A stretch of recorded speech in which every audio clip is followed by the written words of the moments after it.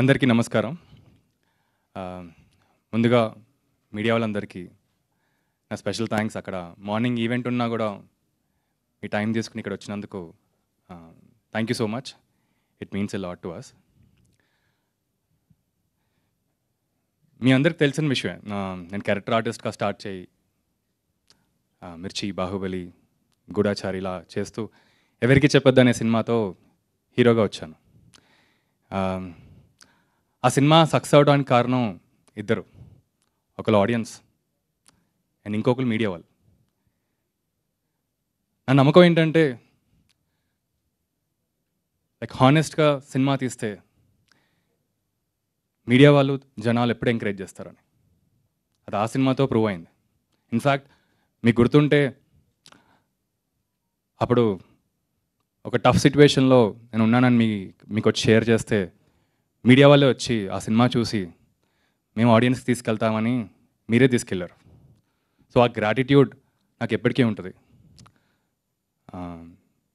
అందుకే మేమందరం మా first step like good step అవ్వాలని, ఒక మంచి ఇంటెన్షన్స్తో మూవ్ అవ్వాలని ఫస్ట్ ఇలా గ్యాదర్ అవుదాం మీడియా వాళ్ళతో.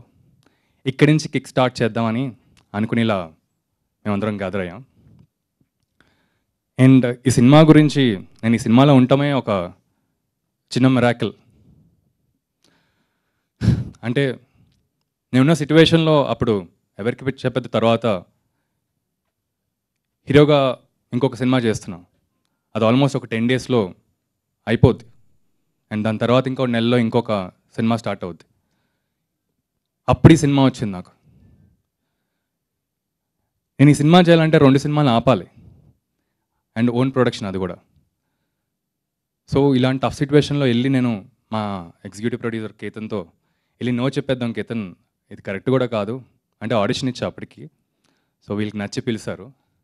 సరే నో చెప్పడానికి విరించి దగ్గరికి వెళ్ళిన తర్వాత రాకేష్ ఒకసారి స్టోరీ నరేట్ చేస్తా అని స్టార్ట్ చేశాడు. సరే మన లోపల ఒక క్రియేటివ్ మనిషి ఉంటాడు కదా ఎప్పుడు. సరే స్టోరీ విన్న తర్వాత అప్పుడు నో చెప్దాంలే అని, నచ్చకపోతే.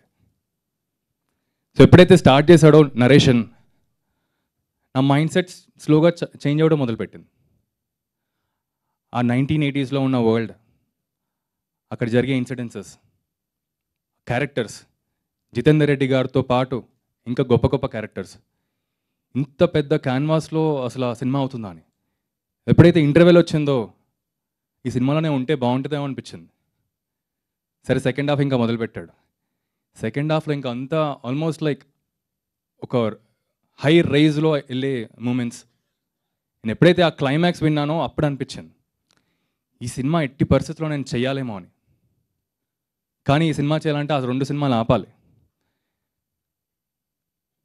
సో అప్పుడు వెళ్ళి నేను మా ఇద్దరు డైరెక్టర్స్తో షేర్ చేసుకున్నాను. ఇలా ఒక మంచి సినిమా ఉంది, మంచి కథ విన్నాను. ఏమీ అనకుండా ఫస్ట్ వాళ్ళిద్దరు ఏమన్నారంటే ఆ సినిమాలో వెళ్ళి చేయండి, ఎందుకంటే మంచి కథలు దొరకటమే కష్టం. అండ్ డైరెక్టర్ ఏం విరించి వర్మ అని. So first of all I have to thank my 2 directors. ఒక డైరెక్టర్ ఇక్కడే ఉన్నాడు, యాకూబ్ అలీ అండ్ శంకర్. వాళ్ళ వల్ల ఆ సినిమాలు ఆపి ఇప్పటివరకు ఇంకా స్టార్ట్ కూడా అవ్వలేదు, ఆపి సినిమా చేయడం జరిగింది. అండ్ ఆ 4 pillars, first pillar Virinchi, thank you so much నన్ను నమ్మి క్యారెక్టర్ ఇచ్చినందుకు. ఎందుకంటే విరించి, ఉయ్యాల జంపాల, మజ్ను స్టార్స్తో చేసిన తర్వాత ఇంకా పెద్ద స్టార్తో ఎవరన్నా చేయించుతాను. కానీ నన్ను నమ్మి, కథని నమ్మి ఆ కథలో నన్ను ఊడ్చుకోవడం అనేది చాలా పెద్ద విషయం. అని ఎప్పటికీ నేను ఆ గ్రాటిట్యూడ్తో ఉంటాను Virinchi. Thank you so much. అంటే మేము ఎప్పుడు మాట్లాడుకోము ఇలా, నాకే కొత్తగా ఉంది. అండ్ నెక్స్ట్ రవీందర్ గారు. నేను సినిమా చేయడానికి 2 కారణం అండి. ఒకటేమో కథ, సెకండ్ ఏంటంటే ఇది నా ఎమోషనల్ కనెక్ట్. ఒక తమ్ముడు ఒక అన్నయ్య గురించి ఇంత దూరం వెళ్తున్నారా అని. అంటే ఆయన ఇప్పుడు చాలా తక్కువ మాట్లాడారు ఆయన. ఆయనతో నేను ట్రావెల్ అవుతాను కాబట్టి ఆయన అన్నయ్య గురించి ఇంకెలా చూపెట్టచ్చు. ఆయన జితేందర్ రెడ్డి గారు మన మధ్యలో లేరు, కానీ నేను ఎంత బాగా ఆయన్ని నేను తిరిగి తేవచ్చు అనే ఇంటెన్షన్, ఆయన ఆలోచన ఇంత అంత కాదు.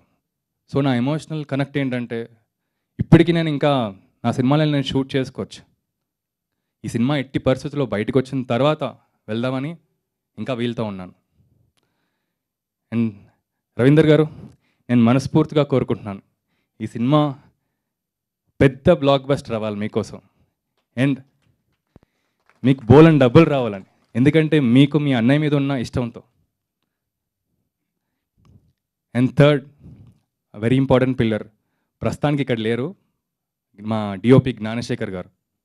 ఇన్ఫ్యాక్ట్ ఆయనే నన్ను రిఫర్ చేశారు. ఈ స్క్రిప్ట్ వినిన తర్వాత నన్ను బాబా ఇంత పెద్ద రోల్ నేనెందుకు అని. సో ఫస్ట్ అయితే వెళ్ళి కలిసిన తర్వాత నీ ఆడిషన్ ఇచ్చిన తర్వాత చూద్దామని. So Baba, thank you so much.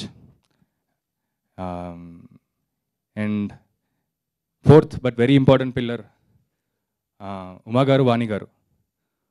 Uma గారు రవీందర్ గారు వాళ్ళ వైఫ్, అండ్ వాణి గారు వాళ్ళ ఫ్యామిలీ మెంబర్. వాళ్ళిద్దరూ బ్యాక్ బోన్గా మాకు, అంటే వాళ్ళిద్దరికీ కొత్త ప్రొడక్షన్ చేయటం, బట్ స్టిల్ ఒక కమిట్మెంట్తో, ఒక ఇంటిగ్రిటీతో ఉండి ఈ సినిమాని మాకు హెల్ప్ చేసినందుకు థ్యాంక్ యూ ఉమా గారు, థ్యాంక్ యూ వాణి గారు. అండ్ ఫైనల్గా, ప్రతి ఒక్క యాక్టర్కి ఏదో టర్నింగ్ పాయింట్ అవుద్దండి లైఫ్లో. నాకు ఇప్పటికీ ఇంకా ఆ టర్నింగ్ పాయింట్ అనేది రాలేదు. బట్ నా నమ్మకం ఏంటంటే జితేందర్ రెడ్డి అనే సినిమా టర్నింగ్ పాయింట్ అవుద్దని. And finally,